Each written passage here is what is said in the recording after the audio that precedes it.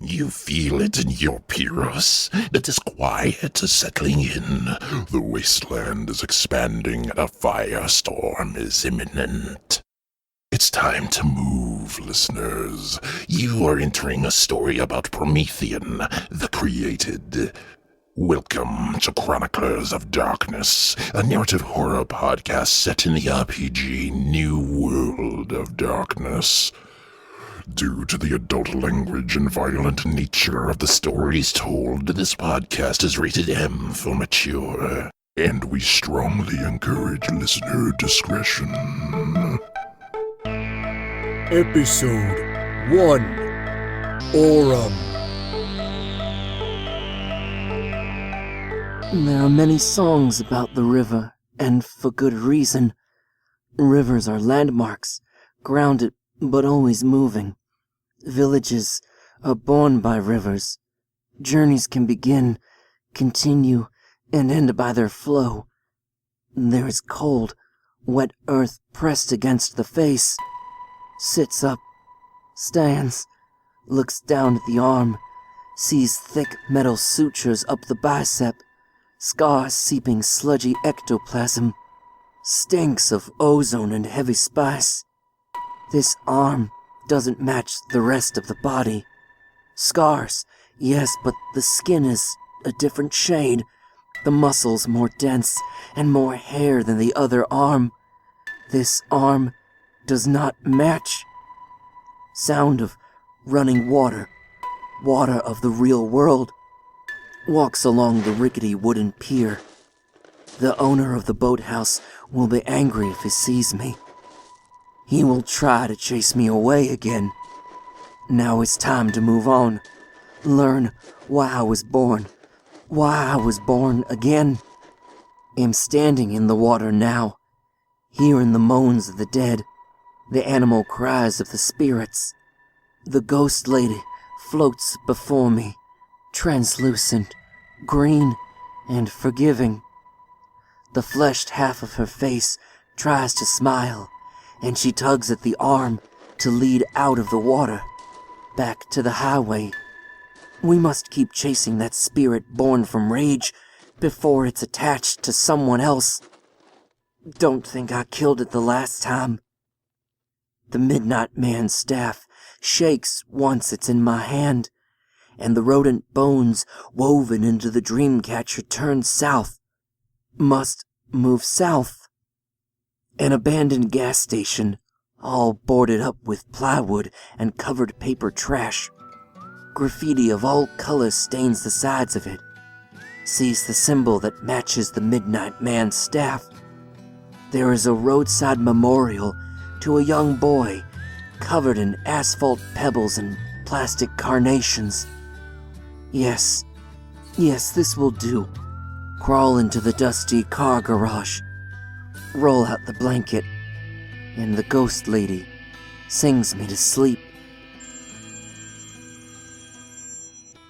Thank you for using the PsychIn app. This is Dr. Rita Morelli. How are you feeling today?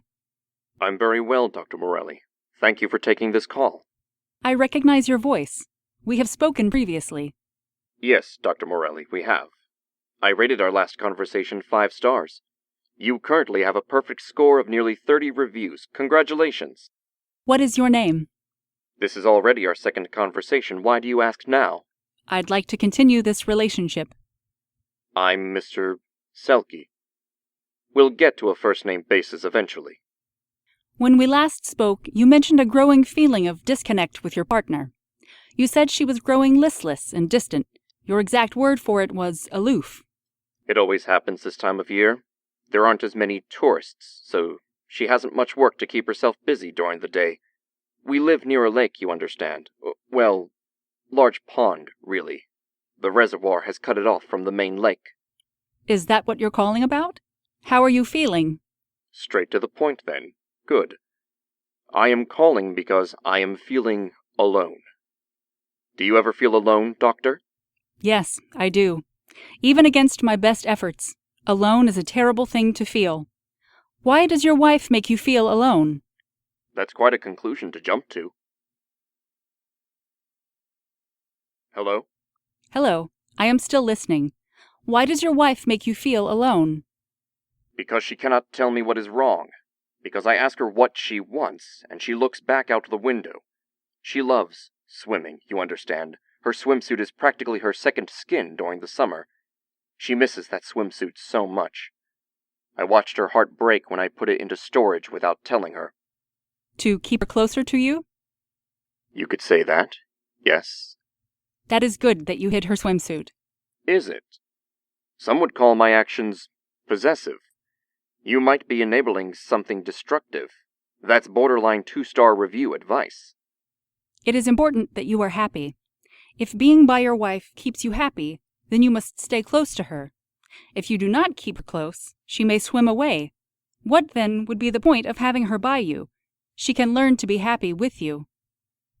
I didn't do it to make her or myself happy.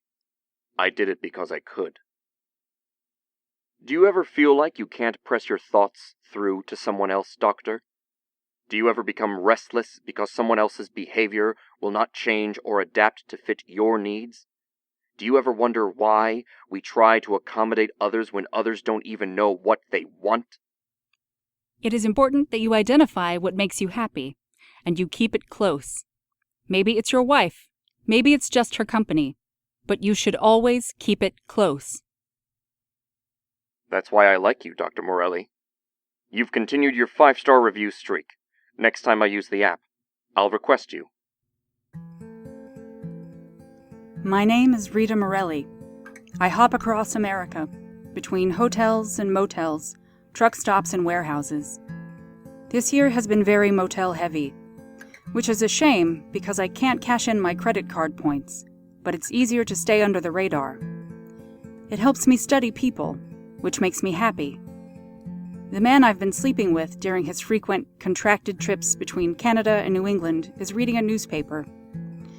It's a sensationalist, pulpy piece of grammar errors he's picked up at the grocery store, but it's a voice, and it's what I need to sleep peacefully.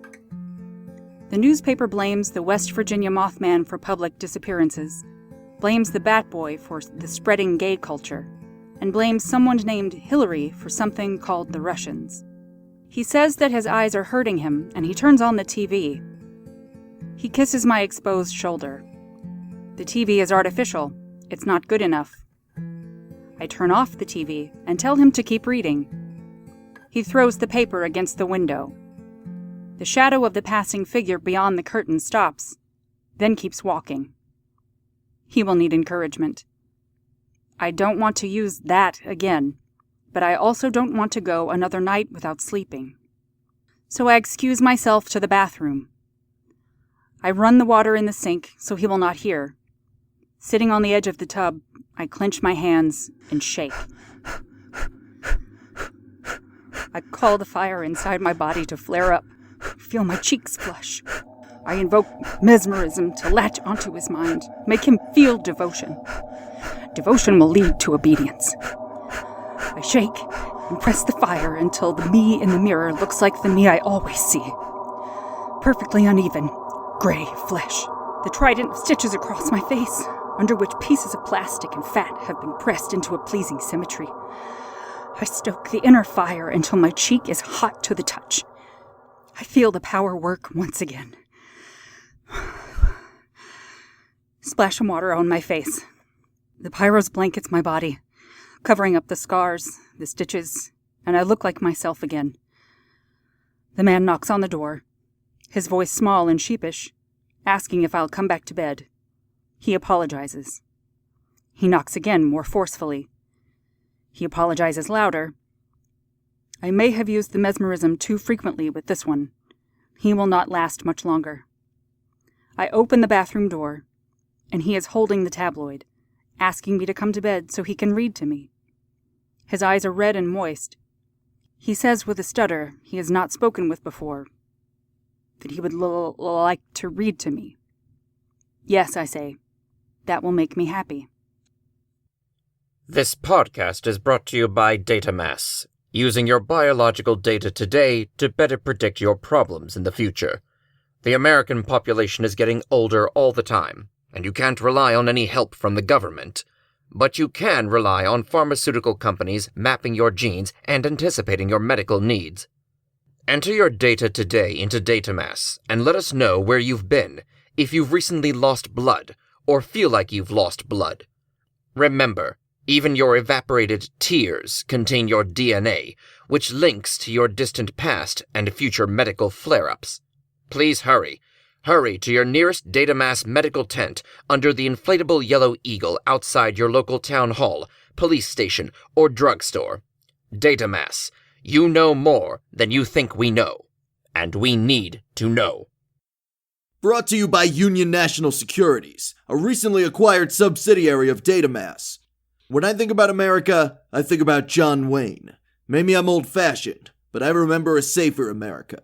I remember summer nights camping outdoors with my family, our backs to the campfire, guns at the ready. I remember forests full of trees and whispers in the darkness. I remember amber waves of grain hiding hundreds of hungry red eyes. I remember members of the local Elks Lodge surrounding the corner house in my cul-de-sac and singing Amazing Grace until the embers died out in the sunrise. Blood may not really be blue, but white blood cells do all the work to keep the American body red. Union National Security. Walls protect! All contracts signed and data collected become property of Datamass and Datamass Enterprises. I was not born with the body I have. I was born with these abilities, yes, but this flesh is borrowed. From several people, according to her. I should have asked for more clarification during our time together. No one in the diner notices me, which buys me another night in the hotel, but I am hungry and want the server to take my order. The man from last night is thankfully gone, hit the road again, heading up north toward Montreal. He told me, as almost every man I've entertained has told me, to be safe. He told me the radio in his truck was preaching about a movement in the south near Hartford. He warned me of invaders, and I don't know what that means. Invaders seems to change definitions based on who is talking. We must protect our people and our nation, and I will join in and I will help, as soon as I know what I must protect our nation from. My table in the diner faces the back of the parking lot, and one of the cooks runs out in his stained, white outfit to yell at a homeless woman sorting through cans. Based on their body language, he is yelling at her, and she is yelling at someone else, waving her hands and throwing her head down. She does not enter the diner, so she is not an invader. I can hear from the cooks shouting that she is fucking crazy, which is worse than regular crazy, because fucking crazy has to be said even louder. There is a whole other level of behavior that is classified as fucking, but I cannot find any writings about it. Fucking loitering is more offensive than regular loitering, but I cannot yet define why. As I watch, the homeless woman snaps her head up suddenly, and I see her eyes from under her trucker's hat. She is staring straight at me, as if she intends to call me. Her expression is hard to classify. In a primetime television show, her face would come with dramatic music. In daytime TV, it would come with applause. In afternoon TV, it would come with laughter from the studio audience. No one else is reacting to her, and I do not know how to respond. It is later in the evening, and I've not had any more phone calls on the Psych-In app.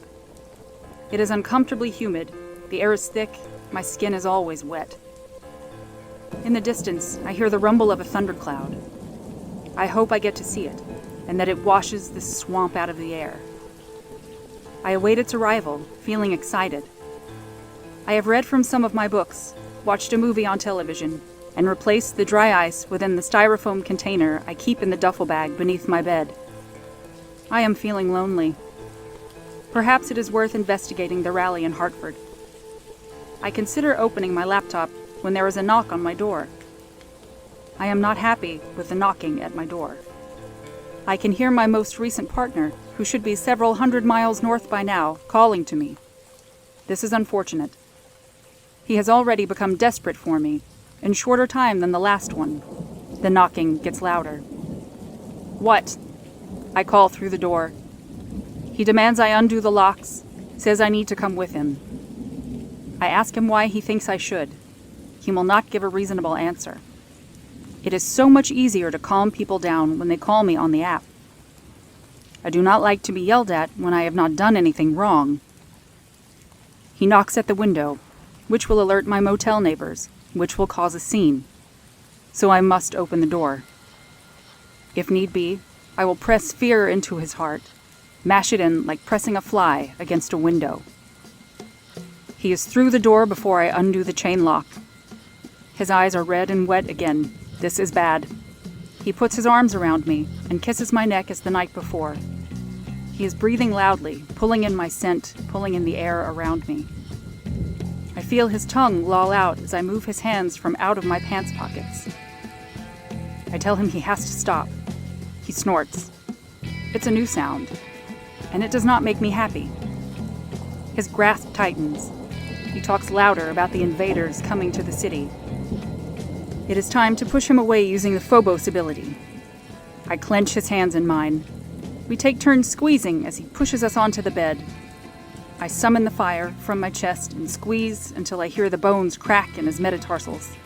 I have found causing pain to be effective when causing fear.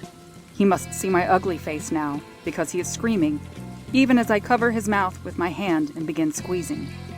He swipes at me with his free hand. He is not running away in fear.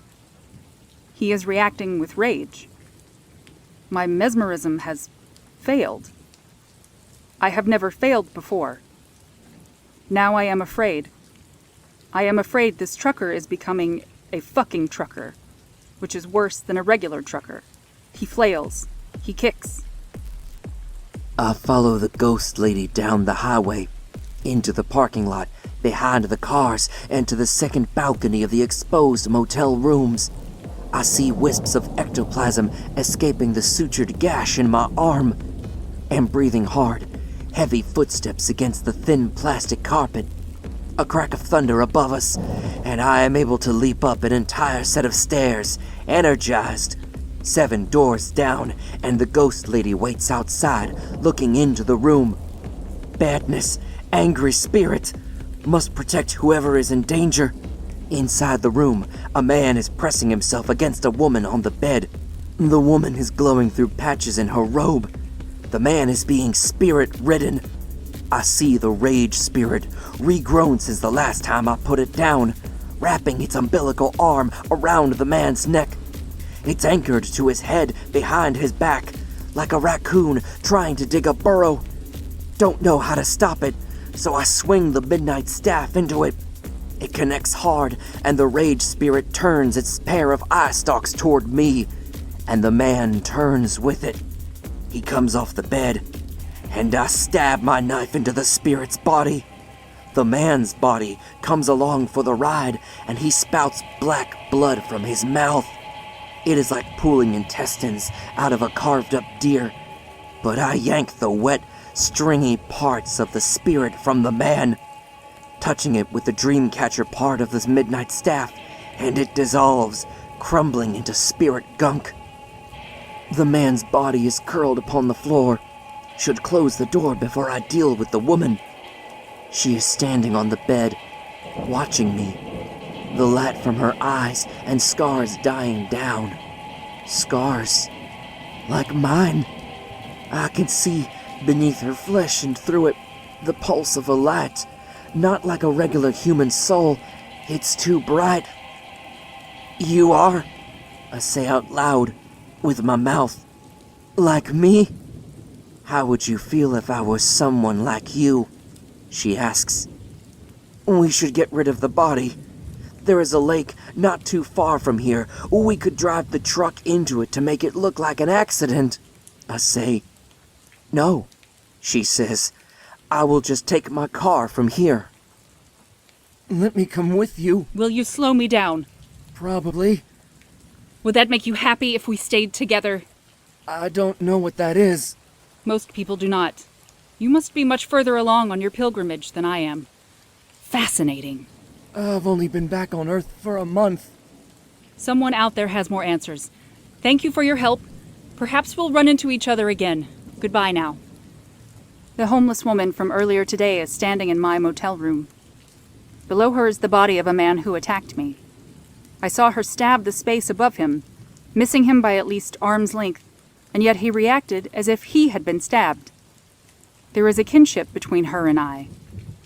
I am drawn to touch the staff she is holding, and she allows me to after I ask. A series of words and symbols plug themselves into my mind. I know the name of the alchemical fire in my chest. The staff, it holds Pyros. It speaks directly to the Azoth in my soul. It names objects and peoples and lays a path before me. I know the name of my species. I know that there is another, like us, hidden beneath the concrete jungle of Hartford. I will need to get in my car. I drop the staff suddenly and look at the woman, who is already talking to someone in the room. Someone I can't see, but must be there. There is no time. I must hurry. I have somewhere to go, a direction. I throw the duffel bag into the trunk of my car, toss my books into the back seat, relish the water down my face, and peel off onto the highway.